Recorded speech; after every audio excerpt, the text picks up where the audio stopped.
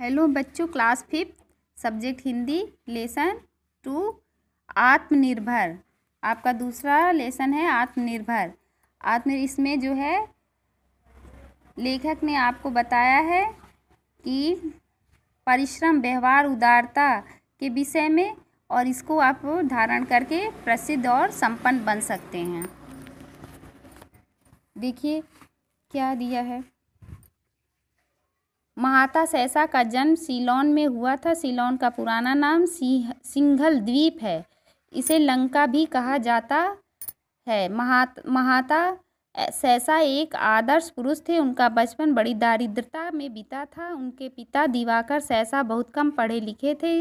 जंगली जड़ी बूटियां बेचकर वे अपने परिवार का भरण पोषण करते थे। अपने पुत्र महाता सहसा को उन्होंने थोड़ी बहुत शिक्षा दी और वैद्य भी सिखाया।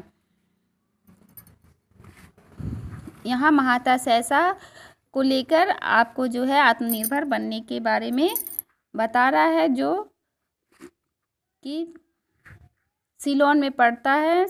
सिंघल द्वीप, वहाँ रहते थे और वे जो है एक आदर्श व्यक्ति थे, पर उनका बचपन जो है बहुत गरीबी में बीता था,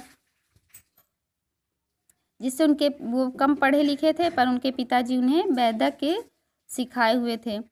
जिस समय दिवाकर सहसा की मृत्यु हुई, सीलोन में अकाल पड़ा था। उस समय महाता सहसा केवल 18 वर्ष के थे। उनके ऊपर परिवार के भरण पोषण का भार आ पड़ा। एक तो वे कम उम्र के लड़के थे, दूसरे उनके गांव में दूसरे अनुभवी कई अच्छे वैद्य थे, जो वैद्य महाता से द्वेष रखते थे और रोगियों को भड़काया करते थे कि महाता को वैद्य का कुछ भी ज्ञान नहीं है, वह जबरन वैद्य बना हुआ है, वह रोगियों की बीमारी को और बढ़ा देता है। इन सब कारणों से भय के कारण कोई रोगी महाता के पास नहीं आता था। अब उनकी कमाई का साधन भी बंद हो गया।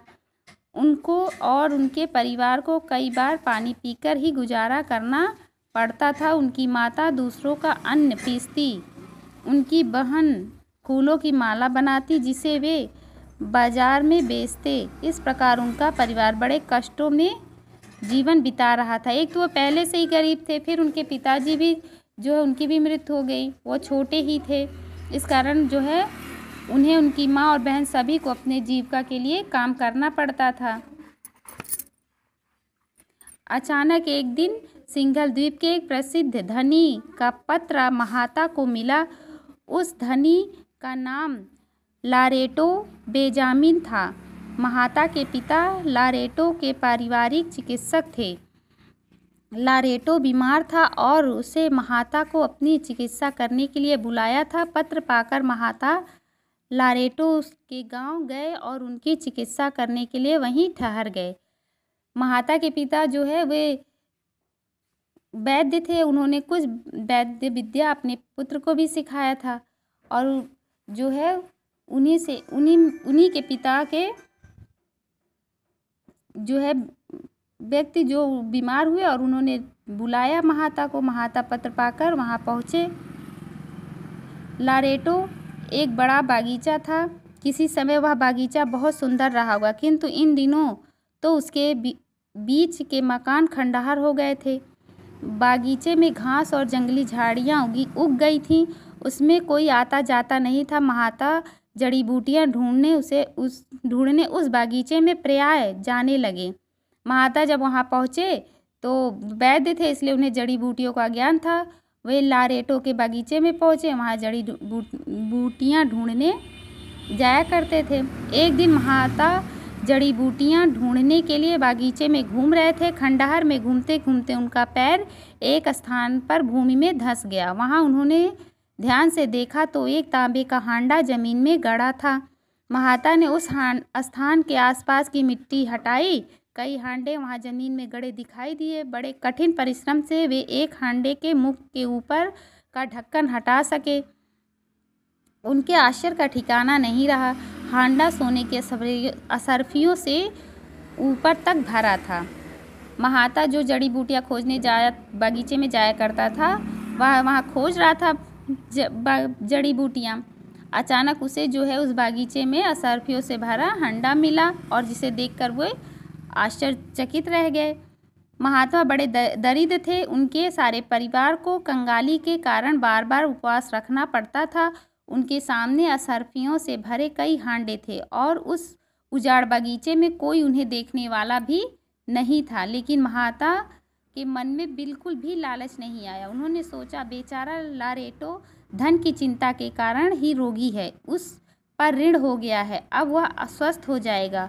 उसकी भूमि ने उसके पूर्वजों का इतना धन गड़ा है, इसका उसे क्या पता था। लारेटो जो है वो बीमार व्यक्ति था, लेकिन वो चिंता के कारण हुआ क्योंकि वो जो है कर्ज हो गया था। अब महाता जो थे वो भी दारिद्र थे, पर उनके पास क्या नहीं था, लालच नहीं था। उन्होंने सोचा कि यह लारेटो का है और यह उसे देना चाहिए, वह जो है धन के कारण ही बीमार हुआ है। महाता उसी समय लारेटो के पास गए और बागीचे में गड़े हुए हांडों के बारे में लारेटो को बताया। लारेटो स्वयं वहाँ आया और असरफियों से भरे हुए हांडे को देखकर बहुत प्रसन्न हुआ। हांडों का धन घर पहुँच जाने पर उसने बड़ी नम्रता और आदर से महाता को 200 सोने की मोहरें और 500 रुपये देने चाहे, परंतु महाता ने लेने से इनकार कर दिया और कहा, मैं आपका धन नहीं लूँगा। मैंने आपके ऊपर कोई उपकार नहीं किया है, मैंने तो अपने कर्तव्य का पालन किया है। लारेटो जो है ना वो लालची भी नहीं थे और जो है वे महान थे, इसीलिए तो उन्होंने इनकार कर दिया। लारेटो पर महाता की ईमानदारी और सद्व्यवहार का बड़ा प्रभाव पड़ा। बाद में उसने अपनी इकलौती पुत्री का विवाह महाता के साथ कर दिया। एक धनी की एकमात्र कन्या से विवाह करके भी महात्मा ने अपने ससुर के धन को नहीं लिया। वे सम्मानी व्यक्ति भी थे। उन्होंने परिश्रम करके ही अपना जीवन निर्वाह किया। कठिन परिश्रम, व्यवहार तथा उदारता से वे सीलोन में प्रसिद्ध और संपन्न हो गए। यह जो है आपका पाठ पूरा हुआ। इसमें देखिए लेखक जो है महाता सैसा के कठिन परिश्रम, व्यवहार तथा उदारता के विषय में बताता है कि जिसके कारण वे जो है प्रसिद्ध और संपन्न हुए। उनके पास लालच भी नहीं था, नहीं तो लारेटो का जो है वो देख थोड़ी ना रहा था, उनका धन वो रख सकते थे और धनी हो सकते थे, लेकिन उन्होंने ऐसा नहीं किया। उन्होंने ईमानदारी और सद्व्यवहार का जो है परिचय दिया। अब आपका यह अध्याय पूरा हुआ। अगले उसमें आपका जो है क्वेश्चन आंसर होगा। धन्यवाद।